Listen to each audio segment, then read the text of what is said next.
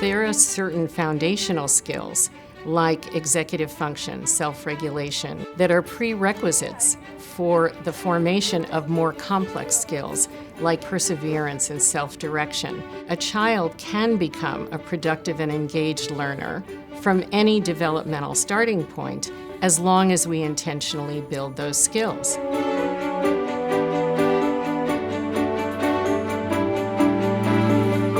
Any volunteers? Go up and do a priority list? Abdi, thank you. The most active research right now is actually about adolescence. There are skills that develop uniquely in adolescence that can't develop in earlier periods. An example of one of those is executive function skills, which enable us to organize and prioritize.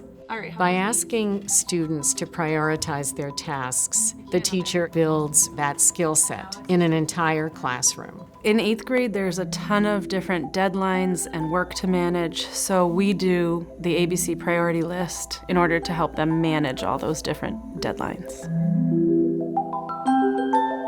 Somebody always goes up to start a priority list. It helps us categorize everything that we have and organize from most important to least important. We have the West Virginia versus Barnard case questions for social studies.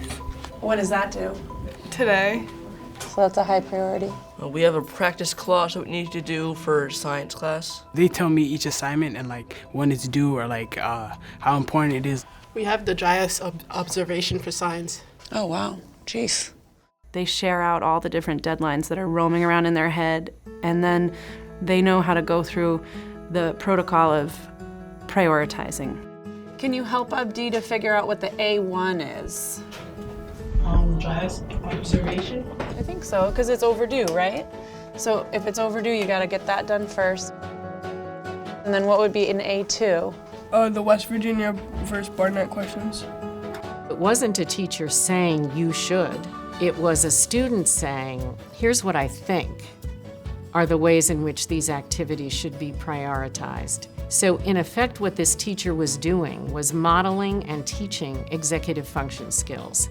If you're kind of overwhelmed by your work, then you can kind of know what to do first and then just kind of categorize it and get it done efficiently.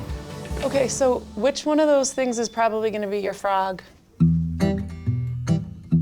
Mark Twain said, if you wake up every morning and eat a frog, everything else will taste great.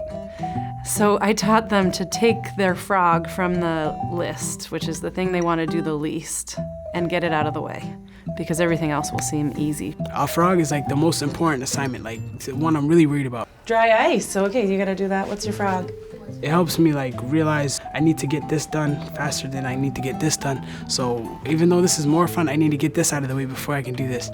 So as soon as we're done with that priority list, I notice everyone gets right to work because they have it spelled out very clearly for them. This is the building of executive function skills in kids.